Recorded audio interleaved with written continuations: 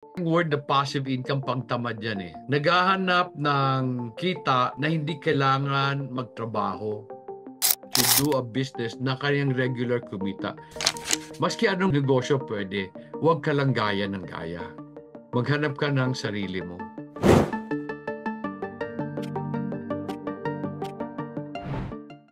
Okay din po ba ang car wash bendo business? Currently, I'm a OFW. Inisip ko na sayang naman ang maliit ko na lote kung hindi ko gagawa ng passive income. Alam mo, I hate that word passive income. Sorry ah. Kasi yung word na passive income pangtamad yan eh. Naghahanap ng kita na hindi kailangan magtrabaho. So many people bought condos hoping passive income. Uy ha, hindi passive income yun, tinabaho mo pambayad doon ha.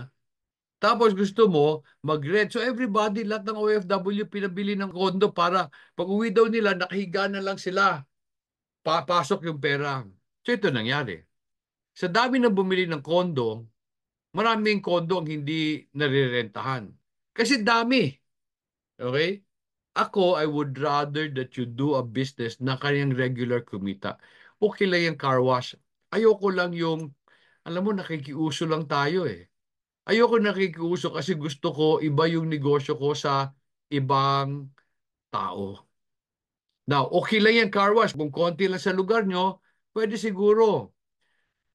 Pero merong ugali ang Pilipino. Pag nagbukas ng water station dito, bukas water station yan, mamaya lahat kayo pare-pareho na lang. Naglalaban na kayo ng presyo, naglalaban na kayo ng service.